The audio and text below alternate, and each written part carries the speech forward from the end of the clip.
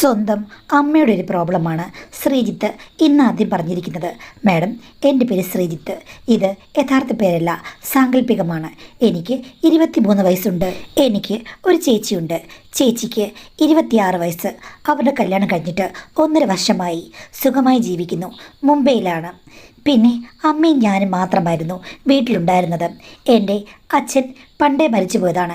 എന്ന് വെച്ചാൽ 12 വർഷങ്ങൾക്ക് മുമ്പ്. എൻ്റെ അച്ഛനും അമ്മയും തമ്മിൽ നല്ല സ്നേഹത്തിലുള്ള നിമിഷങ്ങളാണ് എൻ്റെ ഓർമ്മയിലുള്ളത്. അവരുടേത് നല്ല ദാമ്പത്യ ജീവിതമായിരുന്നു. പക്ഷേ അച്ഛന് ഹാർട്ടിന് തകരാറുണ്ടായിരുന്നു. അത് ആർക്കും അറിയില്ല, അച്ഛന് പോലും അറിയില്ല. മരണപ്പെട്ട് കഴിഞ്ഞ ശേഷമാണ് അത് തിരിച്ചറിഞ്ഞത്. അതുകൊണ്ട് തന്നെ അമ്മ പിന്നീട് ഞങ്ങളെ രണ്ടുപേരെയും വളർത്തി ജീവിക്കുകയായിരുന്നു. സാമ്പത്തികമായി വലിയ ബുദ്ധിമുട്ടൊന്നുമില്ലാത്ത ചുറ്റുപാടായതുകൊണ്ട് പ്രശ്നങ്ങൾ കുറവായിരുന്നെങ്കിലും അച്ഛൻ്റെ അഭാവം ഉണ്ടായിരുന്നു.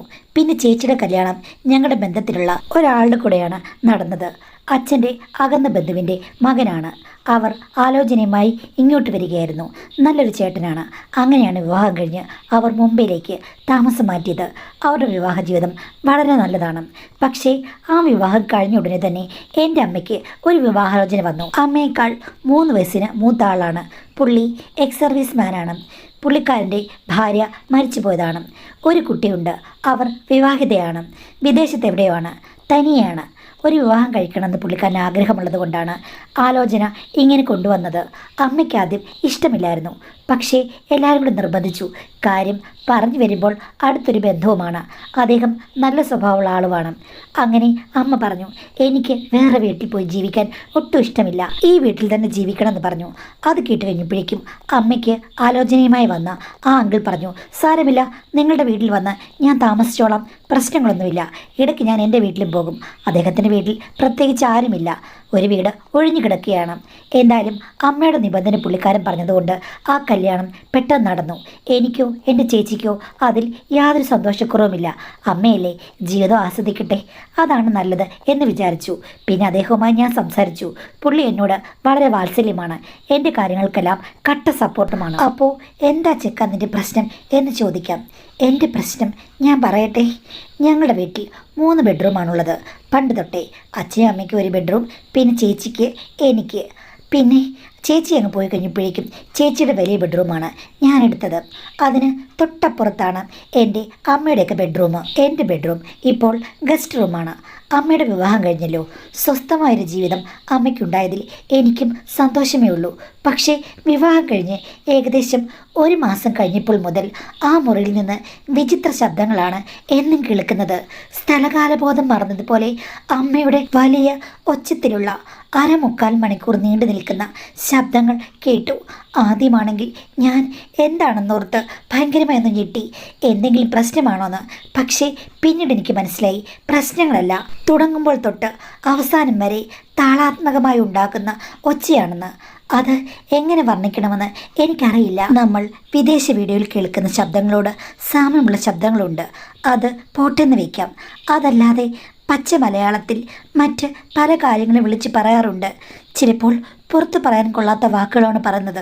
അതും ചെറിയ രീതിയിലൊന്നുമല്ല. എനിക്ക് തോന്നുന്നത് അയൽക്കാർ പോലും ഇത് കേൾക്കുമെന്നാണ്. അത്രയ്ക്ക് ഉച്ചത്തിലാണ്. ഏകദേശം 1/4 മണിക്കൂർ ഒരു രീതിയിലും ശബ്ദം കുറയുന്നില്ല. പക്ഷേ പുള്ളിക്കാരൻ്റെ ശബ്ദങ്ങളൊന്നും കേൾക്കാനുമില്ല. അമ്മയാണ് ഈ ശബ്ദമുണ്ടാക്കുന്നത്. ആദ്യമൊക്കെ ഇത് കേട്ട് കഴിഞ്ഞപ്പോഴേക്കും എനിക്ക് സ്വയം വല്ലാത്ത നാണക്കേട് തോന്നി.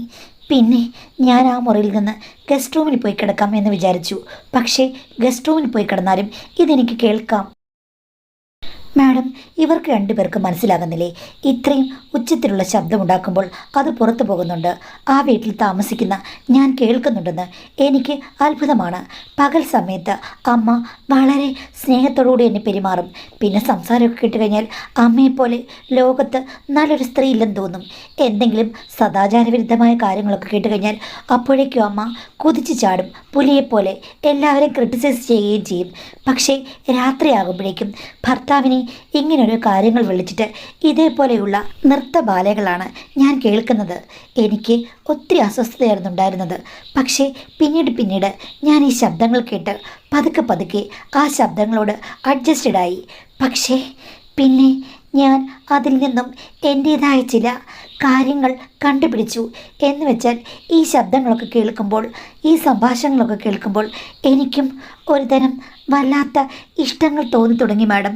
അപ്പോൾ എൻ്റെ കൈകൾ അങ്ങോട്ടേക്ക് ചലിക്കുകയും ഇതൊക്കെ കേട്ടുകൊണ്ട് സ്വയം പ്രവർത്തനത്തിൽ ഏർപ്പെടുന്ന രീതിയിലുമായിരിക്കുന്നു എൻ്റെ മനസ്സ്. മിക്കവാറും ദിവസങ്ങൾ അങ്ങനെയാണ്. ഇതൊക്കെ ഒന്ന് ആരംഭിക്കാൻ വേണ്ടി ഞാൻ കാത്തിരിക്കും. ഞാനും അപ്പോൾ ഈ ശബ്ദങ്ങളുടെ കൂടെ ശബ്ദമില്ലാതെ വീഡിയോ മാത്രമായി എന്തെങ്കിലും കാണും. രണ്ടും കൂടി ആകുമ്പോൾ എനിക്ക് അന്നത്തേക്കുള്ള വകയാകും മാഡം. ഇങ്ങനെയാണ് എൻ്റെ ജീവിതം പോകുന്നത്. എനിക്ക് ഇതിൽ നിന്നൊക്കെ മാറണമെന്നുണ്ട്. ഈ കാര്യങ്ങൾ അമ്മയോട് ഞാൻ ഡിസ്കസ് ചെയ്യേണ്ട കാര്യമുണ്ടോ? പിന്നെ എൻ്റെ രണ്ടാനച്ഛനോട് പറഞ്ഞതിനേക്കാൾ നല്ലത് അമ്മയോട് പറയേണ്ടതല്ലേ മാഡം? ഇത് ചിലപ്പോൾ നാട്ടുകാരും കേൾക്കുന്നുണ്ടാകുമെന്ന് എനിക്ക് തോന്നുന്നു. അത്രയ്ക്ക് ഉച്ചത്തിലാണ്. ആരും ഒന്നും പറഞ്ഞിട്ടില്ല. അവർ അത് സ്വയം മനസ്സിലാക്കാത്തപ്പോൾ ഞാനത് പറഞ്ഞ് മനസ്സിലാക്കാൻ ശ്രമിക്കണോ?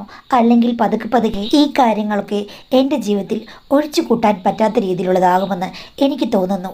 കാര്യം ഇതൊന്നും ശരിയല്ലെന്ന് എനിക്കറിയാം. എന്നാലും എനിക്ക് എവിടെ തുടങ്ങണം, എങ്ങനെ തുടങ്ങണമെന്ന് എനിക്കറിയില്ല. ഇത് അമ്മയോട് ഡിസ്കസ് ചെയ്യാൻ എനിക്ക് ആഗ്രഹമുണ്ട്. അല്ലെങ്കിൽ ഞാനും ഇതിനേക്കാളൊക്കെ വേറൊരു രീതിയിലായി പോകുമെന്ന് ഭയക്കുന്നു മാഡം. ഇത് ഞാൻ സംസാരിക്കുന്നതിൽ തെറ്റുണ്ടോ എന്നാണ് എന്നോട് ചോദിച്ചിരിക്കുന്നത്. അപ്പോൾ എനിക്ക് പറയാനുള്ളത് ഒട്ടും തെറ്റില്ല. കാര്യം എന്തൊക്കെ പറഞ്ഞാലും നമ്മളൊരു വീട്ടിലാണ്. നമ്മളുടെ ഇഷ്ടം ചിലപ്പോൾ പഴയ ഭർത്താവുമായിട്ട് അങ്ങനെ ഒരു കോർഡിനേഷൻ കാണില്ലായിരിക്കാം. നമ്മളിപ്പോൾ എത്ര സ്നേഹത്തോടുകൂടി ജീവിച്ചെന്ന് പറഞ്ഞാലും ഈ കാര്യത്തിൽ ഭയങ്കരമായി പൊരുത്തം ഉണ്ടാകണമെന്നില്ല. പക്ഷേ ചില മനുഷ്യർ തമ്മിൽ ഭയങ്കരമായി പൊരുത്തം ഉണ്ടാകും ഇതിൽ. അപ്പോൾ അവർക്ക് എന്ത് വേണമെങ്കിലും ആകാം. അങ്ങോട്ടും ഇങ്ങോട്ടും പരസ്പരം മനസ്സിലാക്കും. അത് ഏത് പ്രായത്തിലാണെങ്കിലും എന്തും അവർ രസകരമായിട്ടെടുക്കും. പക്ഷേ അങ്ങനൊരവസ്ഥയിൽ അമ്മ അറിയാതെ ചെയ്തു പോകുന്നതായിരിക്കാം. അതേപോലെ തന്നെ അവരുടെ മുറിയാണല്ലോ, അവരുടെ പ്രൈവസി ആണല്ലോ. ആ നിമിഷങ്ങളിൽ സന്തോഷം കൊണ്ട് അവർ അതൊന്നും ശ്രദ്ധിക്കുന്നില്ല. അതുമാത്രമല്ല പുറത്തത് കേൾക്കുമെന്ന് അവർക്കൊരു ബോധവും കാണില്ലായിരിക്കാം. അവരോർക്കുന്നത് കുഴപ്പമൊന്നുമില്ല. കാര്യം അതിങ്ങനെ തുടരെ പോയിക്കൊണ്ടിരിക്കുകയാണല്ലോ. ഒരിക്കൽ പോലും അതിനെക്കുറിച്ച് ആരും ഒന്നും പറഞ്ഞിട്ടില്ല. നാട്ടുകാരും പറഞ്ഞിട്ടില്ല, വീട്ടിലുള്ള നിങ്ങളും പറഞ്ഞിട്ടില്ല, ഒന്നുമില്ല. അപ്പം അവർക്ക് അതിൽ പ്രത്യക്ഷത്തിൽ ഒരു കുഴപ്പവും കണ്ടെത്താൻ പറ്റിയിട്ടില്ല. അവർ കംഫർട്ടബിളാണ്. അങ്ങനൊരു മാനസികാവസ്ഥയാണ്. യഥാർത്ഥത്തിൽ സ്നേഹപ്രകടനമാണെങ്കിൽ പോലും ഇത്രയ്ക്കും ആവേണ്ട കാര്യമില്ല. കാര്യം എപ്പോഴും നമ്മൾ സമൂഹത്തിലാണെങ്കിലും വീട്ടിലാണെങ്കിലും നമ്മുടേതായ ചില നിയന്ത്രണങ്ങളെല്ലാം മനുഷ്യർക്കും ആവശ്യമാണ്. ഇപ്പോൾ അത് സൗണ്ട് പ്രൂഫ് റൂം ആയിരുന്നു, അങ്ങനെയായിരുന്നെങ്കിൽ കുഴപ്പമില്ല. അല്ലെങ്കിൽ അതൊരു കാര്യം ചെയ്യുക, അമ്മയോടും പുതിയ അച്ഛനോടും പറയുക, മുകളിൽ ഒരു നില പണിയാൻ നിങ്ങൾക്ക് അവിടെ ഒരു ബെഡ്റൂമൊക്കെ വേണം, അത് ആഗ്രഹമാണെന്ന് പറയാം. പണത്തിന് ബുദ്ധിമുട്ടൊന്നുമില്ലല്ലോ. എത്രയും പെട്ടെന്ന് അങ്ങനൊരു നില പണിതിട്ട് നിങ്ങൾക്ക് അങ്ങോട്ടേക്ക് മാറാം. അവരായി അവരുടെ പാടായി അവരെ അവരുടെ ലോകത്തിലേക്ക് വിടാം. പക്ഷേ ഒരിക്കലും നിങ്ങളത് കേട്ടിട്ട് നിങ്ങളായിട്ട് അതിലേക്ക് ഒന്ന് ഇൻവോൾവായി നിങ്ങളുടെ രസം കണ്ടെത്തുക, അതൊന്നും എത്ര പറഞ്ഞെന്ന് പറയാൻ ന്യായീകരിക്കാൻ പറ്റുന്നൊരു കാര്യമല്ല. കാര്യം അതിലേക്ക് അഡിക്റ്റ് ആയിപ്പോയി കഴിഞ്ഞാൽ പിന്നീട് നിങ്ങൾക്ക് സങ്കല്പങ്ങളെ മാറും. നിങ്ങൾക്കൊരു ഇണയോടോ അല്ലെങ്കിൽ പുതിയൊരു പ്രേമമോ അങ്ങനെയൊന്നും തോന്നാതാകും. കാര്യം ഇതിലേക്ക് വരും. വേറെ നമുക്ക് ഒട്ടും അംഗീകരിക്കാൻ വയ്യാത്ത കാര്യങ്ങളിലേക്ക് ഇഷ്ടങ്ങൾ കയറി വരുന്ന ഒരു സിറ്റുവേഷനാകും. അതുകൊണ്ട് ഇതിപ്പം തുടങ്ങിയതേ ഉള്ളൂ. അതുകൊണ്ട് ഫലപ്രദമായി നിയന്ത്രിച്ച് നിർത്താൻ നിങ്ങൾ തന്നെ മുൻകൈ എടുക്കുക. ഇതൊന്ന് പറയുക. അങ്ങനെയാണെന്നുണ്ടെങ്കിൽ 1, 2, 3 അല്ലെങ്കിൽ 6 മാസത്തിനുള്ളിൽ ഇതൊന്ന് മാറ്റി നിങ്ങൾക്കൊരു ബെഡ്റൂം ആ മുകളിൽ പണിത് മാറ്റാമെന്നുണ്ടെങ്കിൽ അങ്ങനെ മാറാം. അല്ലെങ്കിൽ അമ്മയോടാണെങ്കിൽ പറയുക. ഇതേപോലെ നിങ്ങളുടെ റൂമിൽ സംസാരിക്കുന്നത് പറയുന്നതുമൊക്കെ എനിക്ക് വ്യക്തമായിട്ട് കേൾക്കാം. അതേപോലെ തന്നെ പല ശബ്ദങ്ങളും കേൾക്കുന്നുണ്ട്. അപ്പോൾ അമ്മ അത് സൗണ്ട് പ്രൂഫായിട്ടുള്ള റൂമൊന്നുമല്ല. എനിക്ക് തോന്നുന്നു പുറത്ത് നിൽക്കുന്നവർക്ക് പോലും ഭാര്യയും ഭർത്താവും തമ്മിൽ നിങ്ങൾ സ്വകാര്യമായി പറയുന്ന പല കാര്യങ്ങളും കേൾക്കാം. എനിക്ക് എൻ്റെ റൂമിൽ കിടന്നാലും അല്ലെങ്കിൽ ഗസ്റ്റ് റൂമിൽ കിടന്നാലും എനിക്കത് കേൾക്കാൻ പറ്റും. അത് ശരിയാകുമെന്ന് എനിക്ക് തോന്നുന്നില്ല. നാട്ടുകാർ പോലും കേൾക്കും. അതുകൊണ്ട് അമ്മ അതൊന്ന് കൺട്രോൾ ചെയ്യണം. ആ റൂമിൽ എന്തെങ്കിലും സൗണ്ട് പ്രൂഫ് ആക്കാനുള്ള എന്തെങ്കിലും സെറ്റപ്പ് ചെയ്യണം. അല്ലെങ്കിൽ ഇതൊന്ന് ശ്രദ്ധിക്കണം, ശബ്ദങ്ങളെല്ലാം പുറത്ത് കേൾക്കുന്നുണ്ട് എന്ന് മാന്യമായിട്ട് പറയും. ഇത്രയും പറഞ്ഞാൽ മതി. അപ്പോൾ കാര്യങ്ങൾ മനസ്സിലാകുമല്ലോ. അപ്പോൾ ഒരു വാണിംഗ് കൊടുക്കുന്നതിൽ തെറ്റുമില്ല. എന്താണ് അതിൽ തെറ്റ്? ഒന്നുമില്ല. നമുക്ക് നോർമലായിട്ടുള്ള അല്ലെങ്കിൽ അവിടെ നടക്കുന്ന കാര്യങ്ങൾ പറയാമല്ലോ. അതിന് പകരം അതിലേക്ക് അട്രാക്റ്റഡ് ആയിട്ട് അത് അവിടെ ഇവിടെയൊക്കെ പോയി നിന്നിട്ട് അത് കേട്ട് അതിലേക്ക് ഇൻവോൾവ് ആകുന്നത് ഒട്ടും നല്ലതല്ല. ഇങ്ങനെയൊന്ന് പ്രസൻറ്റ് ചെയ്ത് നോക്കുക. എന്നിട്ട് എന്താണെന്ന് വെച്ച് കഴിഞ്ഞാൽ എന്നോട് പറയുക. ഇനി രണ്ടാമത്തെ കത്ത്, അത് നിരുപമ എഴുതിയതാണ്. മാഡം, എൻ്റെ പേര് നിരുപമ, യഥാർത്ഥ പേരല്ല. എനിക്ക് ഇപ്പോൾ 28 വയസ്സുണ്ട്. എൻ്റെ കല്യാണം കഴിഞ്ഞിട്ട് 4 വർഷമായി.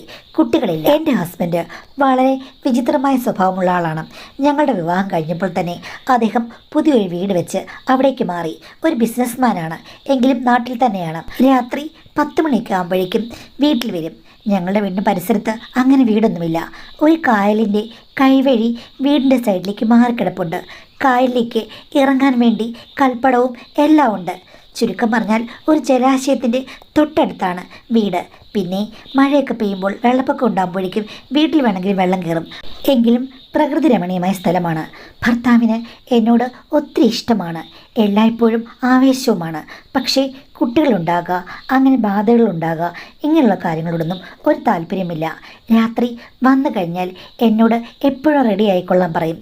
പക്ഷേ മാഡം, ഇന്ന് വരെ അപൂർവമായ ദിവസങ്ങളിൽ മാത്രമേ ഞങ്ങൾ വീടിനുള്ളിൽ, അതായത് ബെഡ്റൂമിൽ കഴിഞ്ഞിട്ടുള്ളൂ. പുള്ളി വരുന്നത് എപ്പോഴാണെങ്കിലും എന്നെ വിളിച്ചുകൊണ്ട് അവിടെ കായലിൻ്റെ സൈഡിലെ കൽപ്പടവുകളിൽ പോയിരിക്കും. അവിടെ വെച്ചാണ് എല്ലാം ആരംഭിക്കുക. പക്ഷേ അത് കഴിഞ്ഞാൽ പിന്നെ വെള്ളത്തിലാണ്.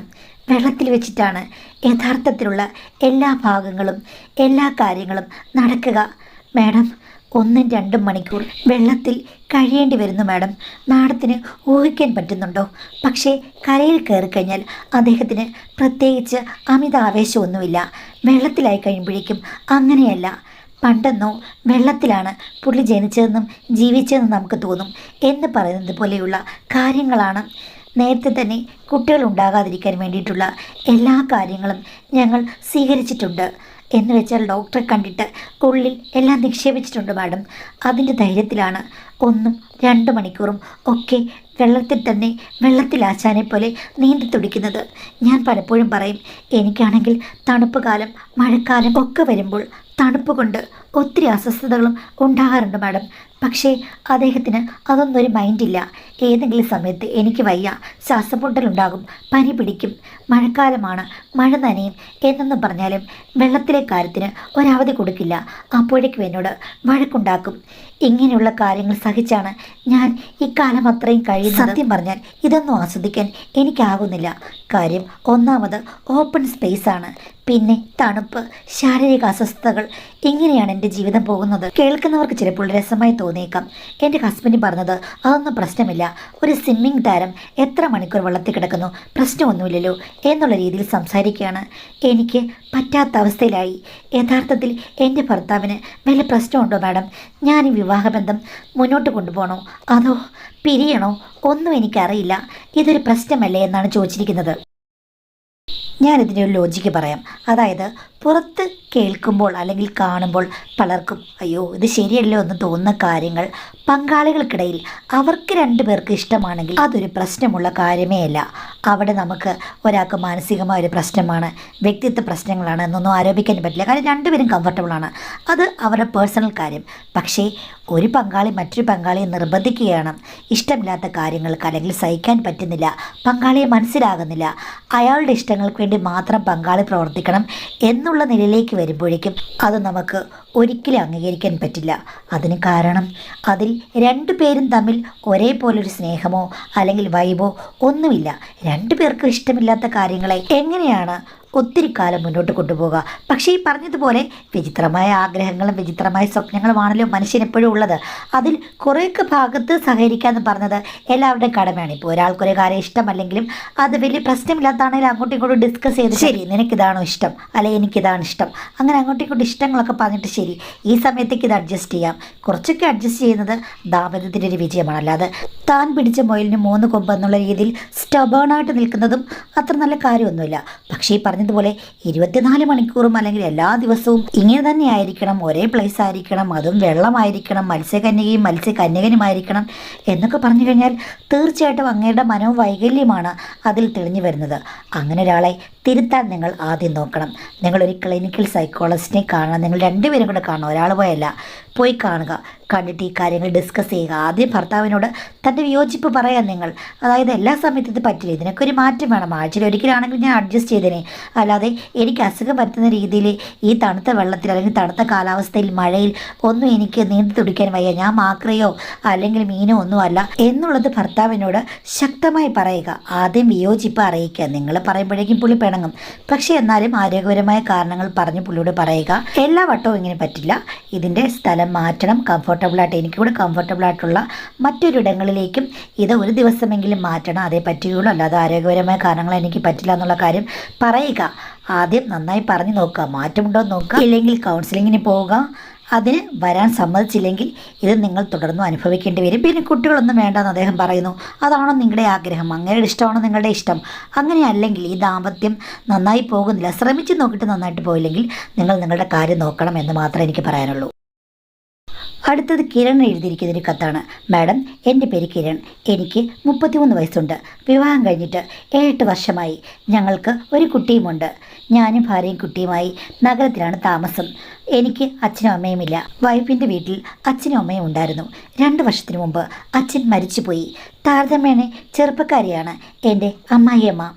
അമ്മായിച്ചനുമായിട്ട് ഒത്തിരി പ്രായവ്യത്യാസമുണ്ടായിരുന്നു. അവർ പണ്ട് പ്രേമിച്ച് വിവാഹം കഴിച്ചതാണ്. അമ്മായിയമ്മയ്ക്ക് എന്നോട് വലിയ കാര്യമാണ്. ഞാൻ എന്ത് പറഞ്ഞാലും അമ്മായിമ്മ അനുസരിക്കും. പക്ഷേ അമ്മായിച്ചൻ മരിച്ചതോടുകൂടി അമ്മായിമ്മ ഡിപ്രഷനിലായി. അധികം ആൾക്കാരോട് സംസാരിക്കൊന്നുമില്ല. പണ്ടത്തെ കളിയും ചിരിയും തമാശയും എല്ലാം പോയി. എൻ്റെ ഭാര്യയ്ക്ക് അത് വലിയ വിഷമമായി. പക്ഷേ ഈ അടുത്ത കാലത്തായി എൻ്റെ ഭാര്യ വിചിത്രമായ ചില കാര്യങ്ങൾ പറയുകയാണ്. അമ്മയും അച്ഛനും തമ്മിൽ അവസാന നിമിഷം വരെ വളരെ ആക്റ്റീവായിരുന്നു. എല്ലാ ദിവസവും അവർ സ്നേഹം പ്രകടിപ്പിക്കാൻ ഒരു അവസരം കണ്ടെത്തിയിരുന്നു. അങ്ങനെ ഇണക്കുരുവികളെപ്പോലെയാണ് അവർ ജീവിച്ചിരുന്നത്. പെട്ടെന്ന് അച്ഛൻ്റെ വിയോഗം അമ്മയ്ക്ക് ഡിപ്രഷനുണ്ടാക്കി. ആ ഡിപ്രഷന് ഡോക്ടർ കൊടുത്ത മരുന്നൊന്നും ഫലിക്കില്ല. അമ്മയ്ക്ക് വേണ്ടത് സ്നേഹമാണ്. ഞാൻ പറഞ്ഞ അമ്മയ്ക്ക് നമ്മൾ ഇഷ്ടം പോലെ സ്നേഹം കൊടുക്കുന്നുണ്ടല്ലോ എന്ന്. അപ്പോൾ ഭാര്യ എന്നെ നുള്ളിക്കൊണ്ട് പറയുകയാണ്, ആ സ്നേഹമല്ല ഞാൻ ഉദ്ദേശിക്കുന്നത്. നിങ്ങൾ അമ്മ തനിയല്ലേ ഉള്ളൂ. ആ വീട്ടിൽ പോയി മിക്കവാറും ആഴ്ചയിൽ 2-3 ദിവസം കഴിയുക. അമ്മയോട് നന്നായി സംസാരിക്കുക. പിന്നെ ഭർത്താവ് പോയില്ലേ, ആ സ്നേഹമെല്ലാം നിങ്ങൾ കൊടുത്ത് അമ്മയുടെ ഡിപ്രഷൻ മാറ്റിയെടുക്കണം. എന്ത് തോന്നിയാസം നീ പറഞ്ഞു ചോദിച്ചു കഴിയുമ്പോഴേക്കും എൻ്റെ വൈഫ് പറയുകയാണ്, അമ്മയ്ക്ക് ആവശ്യമുള്ള കാര്യങ്ങളൊക്കെ കിട്ടിയെങ്കിൽ മാത്രമേ ഡിപ്രഷൻ മാറുകയുള്ളൂ. എനിക്ക് യാതൊരു പരാതിയുമില്ല. നിങ്ങളങ്ങ് ചെന്നാൽ മതി. അമ്മയ്ക്ക് ഡിപ്രഷൻ മാറ്റിയെടുക്കാൻ എല്ലാ വഴികളും നിങ്ങൾക്ക് തുറക്കാൻ കഴിയും എന്നൊക്കെയാണ് ഭാര്യ പറഞ്ഞത്. ഭാര്യ എന്നെ നിർബന്ധിക്കുകയാണ്, നിങ്ങൾ ഒരു ദിവസം അവിടെ പോയി നിൽക്കൂ. പിറ്റേ ദിവസം ആകുമ്പോഴേക്കും എൻ്റെ അമ്മയുടെ ഡിപ്രഷൻ മാറുമെന്ന്. എങ്ങനെയാണ് ഇങ്ങനെ ചിന്തിക്കാൻ കഴിയുന്നത് ചോദിച്ചു കഴിഞ്ഞപ്പോഴേക്കും എൻ്റെ ഭാര്യ പറയുകയാണ്, അമ്മ പണ്ടും പറഞ്ഞിട്ടുണ്ട് ചേട്ടനെ ഒത്തിരി ഇഷ്ടമാണ് എന്നൊക്കെ. അതുകൊണ്ട് നിങ്ങൾ പോയാൽ മതി. അമ്മയുടെ ഡിപ്രഷൻ മാറും. അമ്മയോട് ഞാൻ സംസാരിച്ച് കഴിഞ്ഞപ്പോഴേക്കും അമ്മയ്ക്ക് അത് ഓക്കെ ആണെന്ന്. ഞാൻ ചോദിച്ചു, ഡിപ്രഷനായിരിക്കുന്ന അമ്മയോട് നീ ഇത് സംസാരിച്ചോ എന്ന്. അപ്പോൾ അമ്മയാണ് എന്നോട് പറഞ്ഞത്, എനിക്ക് അങ്ങനെയൊന്നും ചുമ്മാ ജീവിക്കാൻ പറ്റില്ല. അച്ഛൻ പോയതിൽ പിന്നെ ഞങ്ങൾ ഡിപ്രഷനാണ്. ആക്റ്റീവായിരിക്കണം എന്ന് പറഞ്ഞു കഴിഞ്ഞപ്പോഴേക്കും ഞാൻ ചേട്ടൻ വന്നാൽ മതിയെന്ന് ചോദിച്ചപ്പോൾ അമ്മ പറഞ്ഞെന്ന്, അങ്ങനെയാണെങ്കിൽ എൻ്റെ വിഷാദമെല്ലാം പോകുമെന്ന്. മാഡം, അമ്മയും മകളും തമ്മിലുള്ള ഒരു അഭിനയമാണെന്നാണ് എനിക്ക് തോന്നുന്നത്. വിഷാദത്തിലിരിക്കുന്ന സ്ത്രീ ഇങ്ങനെയുള്ള കാര്യങ്ങളൊക്കെ ചർച്ച ചെയ്യുമോ? എൻ്റെ ഭാര്യ എന്തിനാണ് എന്നെ നിർബന്ധിക്കുന്നത്? ഞാൻ എത്ര തുറന്ന് ചോദിച്ചെന്ന് പറഞ്ഞാലും അമ്മയുടെ വിഷാദം മാറ്റാനാണ് നിങ്ങൾ എൻ്റെ കൂടെ നിൽക്കണം. അമ്മയെ നമുക്ക് പ്രൊട്ടക്റ്റ് ചെയ്യണം, രക്ഷിക്കണം എന്നൊക്കെ പറയുകയാണ്. ഒരു കണക്കിന് നോക്കുമ്പോഴേക്കും ചിലപ്പോൾ മാഡം പറഞ്ഞതുപോലെ ലോട്ടറി ആണെന്ന് പറയാമെങ്കിലും ഇതിൽ എന്തൊക്കെയോ പ്രശ്നങ്ങളുള്ളതായിട്ട് എനിക്ക് തോന്നുന്നു. തീർച്ചയായിട്ടും സാധാരണ ഒരു ഭാര്യ അങ്ങനെ ഒരിക്കലും നിർബന്ധിക്കാൻ പാടുള്ളതല്ല. കാര്യം സ്വന്തം ഭർത്താവാണ്. പിന്നെ നിങ്ങൾ പറയേണ്ട ഒരു കാര്യം, ഇതിന് പ്രതിവിധി അവർക്കൊരു കൂട്ടെന്ന് പറയുമ്പോഴേക്കും മരുമകൻ മാത്രമല്ലല്ലോ, അവർക്ക് വേറെ കല്യാണം കഴിക്കേണ്ടെന്ന് ആരും പറഞ്ഞില്ലല്ലോ. ഇണയും തുണയും അവരുടെ സന്തോഷവും ഒന്നും അവസാനിക്കണമെന്ന് ആരും പറഞ്ഞിട്ടില്ല. അതുകൊണ്ട് മരുമകനെ അങ്ങോട്ട് ഉന്തിത്തള്ളി വിടുകയല്ല, അവർക്കൊരു ഇണയെ കണ്ടെത്തുക എന്നുള്ളതാണ് കാര്യമല്ലാതെ എന്നെ അങ്ങോട്ട് ഉന്തിത്തള്ളി വിട്ടിട്ട് അവസാനം വഴക്കും വക്കാണവും ഒക്കെ ഉണ്ടാക്കി വെറുതെ പ്രശ്നങ്ങൾ ഉണ്ടാക്കാൻ എനിക്ക് താല്പര്യമില്ല. അമ്മയ്ക്ക് ആവശ്യങ്ങളുണ്ട്. അമ്മയുടെ ഡിപ്രഷൻ മാറണമെങ്കിൽ അവർ ആക്റ്റീവായിട്ട് വരണം. അതിപ്പോൾ ഞാൻ ചെല്ലണമെന്നില്ലല്ലോ. അവർക്ക് നല്ലൊരു ഇണയും തുണയും നമുക്ക് കണ്ടെത്തി കൊടുക്കാം. ഇങ്ങനെ വിചിത്രമായി സംസാരിക്കരുത്. ഇങ്ങനെ ആയിക്കഴിഞ്ഞ് കഴിഞ്ഞാൽ എന്തെങ്കിലും പ്രശ്നങ്ങൾ ദാമ്പത്യത്തിൽ ഉണ്ടാകുമെന്ന് ഭാര്യയെ പറഞ്ഞ് മനസ്സിലാക്കുക. അതിലേക്ക് പോകാതിരിക്കുന്നതാണ് നല്ലത്. അവർക്ക് അമ്മയ്ക്കും മകൾക്കും എന്തെങ്കിലും കോർഡിനേഷൻസ് കാണുമായിരിക്കാം. എന്നാലും അതിലേക്ക് നിങ്ങൾ ചെന്ന് ചാടാതിരിക്കുന്നതാണ് നല്ലത്. അവർക്ക് വേറൊരു തുണയെ അല്ലെങ്കിൽ ഭർത്താവിനെ നിങ്ങൾ കണ്ടെത്തി കൊടുക്കുക. നിങ്ങൾ കൂട്ടായിട്ട് അവർക്കൊരു പുതിയ ജീവിതം ഉണ്ടാക്കി കൊടുത്താൽ മതിയല്ലോ. അവർ സന്തോഷമായിട്ടിരിക്കട്ടെ. അതിന് ഇത് വഴിയാണെന്ന് എനിക്ക് തോന്നുന്നില്ല. അതുകൊണ്ട് സൂക്ഷിച്ച് കണ്ടുമൊക്കെ നിൽക്കുക.